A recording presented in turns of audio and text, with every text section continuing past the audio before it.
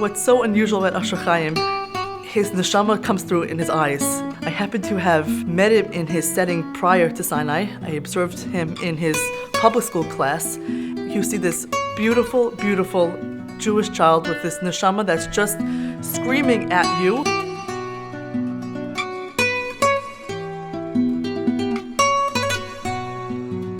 In 2008, Hashem sent me a very difficult nisayon. Asher Chaim was starting to have a few issues that I didn't know where they were coming from. I went and they evaluated him, and then they say, we're suspecting, PDD and Asperger's and autism, and I was like, blindsided wouldn't even be the word. So I remember sitting there in the meeting, and them telling all these things, and I didn't know what to do. And I'm sure, like every parent, I went into denial. Can't be Asher Chaim. So they placed him in a public school, but after the second year, his needs started to just become much greater than what the public school could handle. And I had a friend who always had in the back of her head, SINAI's the perfect place. But she never brought it up because she knew, like, as a single mother, and SINAI is amazing, but it's very, very expensive. So she said, let's just go to SINAI. Let's just see what they have to say. I mean, they might not even accept him. I was very nervous. The day I got accepted was elation. It was like, oh, thank God. Okay, this is where he needs to be, And then slowly the weight of like, oh, how am I gonna pay for this? And that's when my best friend told me, Hadassah, that's it. Now is the time to tell your story.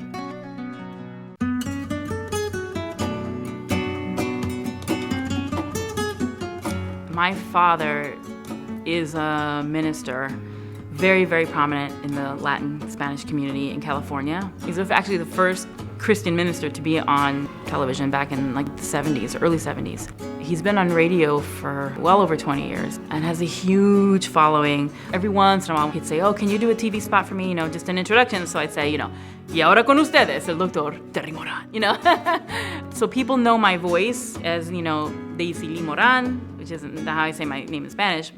My family's very musical, and when I was about 18, I went to community college. So I thought, okay, I'll take a voice class. And turns out the voice teacher was an opera singer. She said the most beautiful compliment, you have the most beautiful voice I've ever heard. She said, oh, you should take voice lessons. So I took lessons, and after a year with him, he said, you should audition for USC. And we worked up to it, and it was very, very intimidating, but I got in based on my audition. And then the rest is history. Opera is amazing. I breathed and lived and walked, everything was music. And then everything kind of got very interesting at that point, where I kind of just started questioning a lot of what was going on, and I left my father's church and I went to an American church.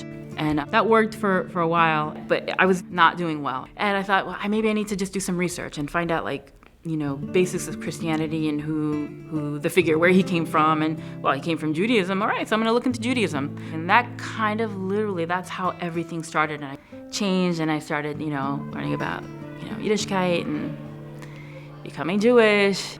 But I still had to come across that whole Kol Isha issue of not singing in front of men, and not, the whole singing issue. And when I would go to Shabbos tables, they would say, oh, what do you do? I'm like, I'm an opera singer.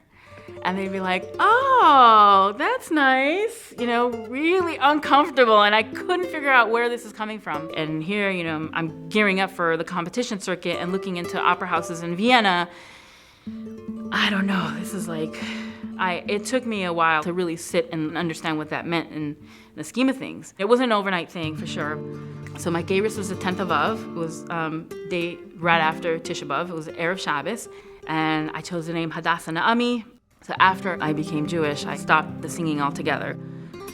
So for her to tell me, now's the time. You need to tell your story. She's like, bungalow colonies are always looking for, entertainment at night. And I thought about it for a day. And I'm like, okay, if that's what I have to do, that's what I have to do. And I wrote a song of a little bit of my life story called Who Was I? And that, Baruch Hashem, that is literally what snowballed into okay, I'm going to all these bungalow colonies. Sometimes I had 2 a day. I miss singing opera, but I'm really doing what I trained to do. I'm writing all this music, and now the sole way I paid for SINAI last year was through the performing, with the help of of scholarship, but still, like, it's still pretty up there. But Baruch Hashem, that's been the only way I've been able to do it. When I first met Asher Chaim, he was a child who was very much in his own world. There's a spectrum when you're talking about autism. He's very bright, but he has a hard time socially engaging appropriately. The challenge with Asher Chaim is that he has tremendous talents and gifts, but right now those gifts are wrapped in packages, and we slowly but surely take one layer off at a time. I met him for the first time when he came in as his OT screening for school, and he came in with his mom, and it's hard for him to sit down, so we did a lot of movement. I remember sweating a lot. And he was just all over the place, fidgety and moving around, and it was just very overwhelming. And then she did something to help him out, and it immediately calmed him down. It came up at one point that he really likes to build, and I told him, well, I needed someone to help design a new kitchen. And then he sat down for me, and he started to draw, and his talent started to unfold, and he started to hum, and then he drew out the most fabulous kitchen, and then he started to talk to me. I'm like, this is the place. This is where I need to be. And this kind of night is nighttime. This kind of night is a night that fights the dragon. Art is a real medium for him to communicate, and sometimes it seems like that's our window into his brain. Asher Chaim is somebody who looks around, observes the world around him, takes it in, and he can recreate it in his drawing. And the thing that's so much fun about him is that he really has a whole creative personality. So that's the thing we work with. We build art into his reading program, and he's illustrating the things he's reading about, and then he's writing about his illustrations. He's pushing everything to the next level. Everything's on a continuum. So the things that Asher Chaim was struggling with a year ago or 2 years ago are still the things that he struggles with now. But he's moved up a few steps. Just through the year of finally having the right therapists and the right curriculum, his change has been remarkable. He seems to be gaining interest in his peers and making friends with his peers in a way that is different than it has been in the past. It's nice to see that emerging.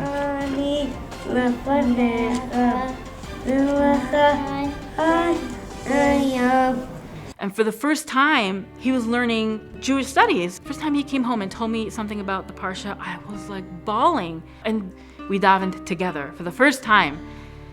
I was blown away, He's really becoming like a little mensch.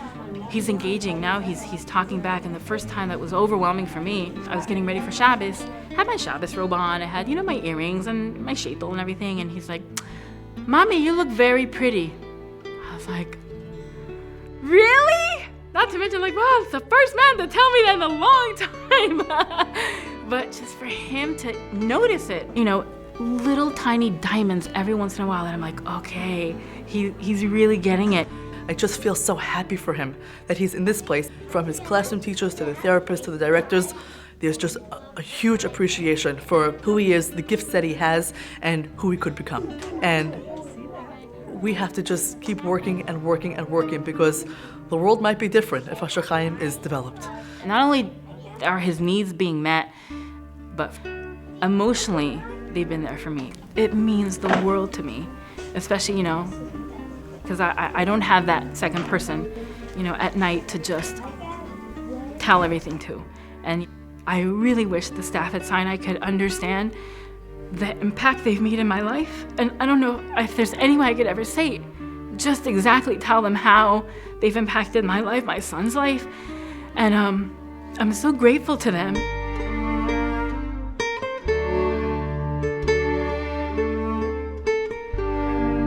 Thank you for sending me to SINAI School. I love it.